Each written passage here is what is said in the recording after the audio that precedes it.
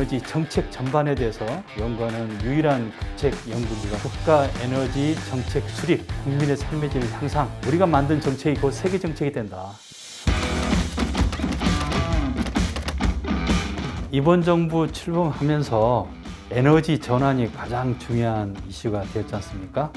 그래서 재생에너지 3020 계획, 그러니까 2030년까지 재생에너지 비중을 20% 하겠다. 이런 계획도 나왔는데요.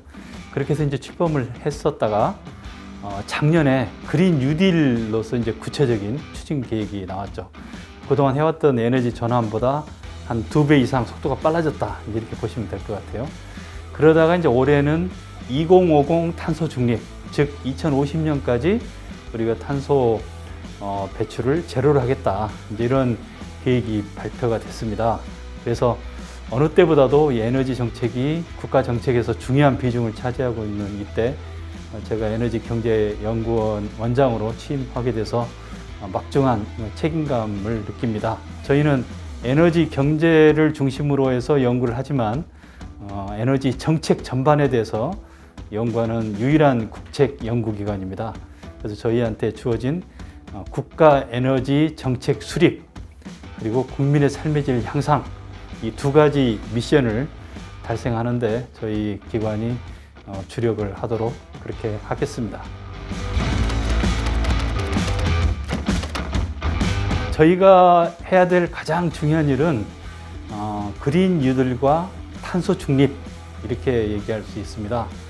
지금 탄소 중립 관련해서 많은 정책적 요구가 있습니다. 예를 들어서 우리가 2050 탄소 중립을 추진하는데 얼마나 많은 투자가 필요한지, 그리고 재생에너지라든가 그다음에 전통에너지에 대해서 각각 투자를 어떤 식으로 해야 되는지, 그렇게 했을 때 경제사회적인 효과가 어떻게 나오는지 이런 것에 대해서 탄소중립위원회라든가 여러 정부 부처에서 알고 싶어하고 국민들한테도 그 투자의 효과에 대해서 잘 알려줄 그런 의무가 있습니다. 그래서 국민들도 이걸 보고 어떻게 하면 그린 뉴딜 분야에 내 관련된 예를 들어서 펀드를 어떻게 투자할지 아니면 협동조합 이런 데 참여를 어떻게 하는 게 좋을지, 내가 속한 그 지역에서 지자체에서 어떤 사업을 하는 게 좋을지, 그리고 그 생활에서는 나는 어떤 걸 실천하는 게 좋을지 이런 걸 이제 판단할 수가 있거든요. 그래서 그런 정책적 조언을 하는 것이 저희 기관의 중요한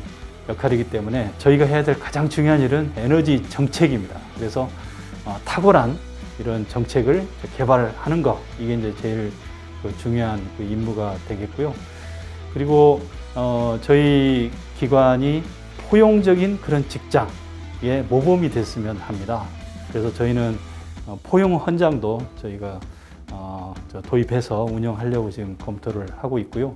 탁월한 정책을 내놓으려면 우수한 연구 인력을 확보하는 게 가장 중요한 과업입니다. 에너지 경제, 특히 자원 경제학 분야에 탁월한 역량을 갖춘 분들이 많이 있습니다. 이런 분들이 제대로 역할을 할 수 있게 그렇게 지원하는 게 이제 제가 할 역할이거든요. 그래서 그런 면에서도 제가 많은 지원을 아끼지 않겠고요.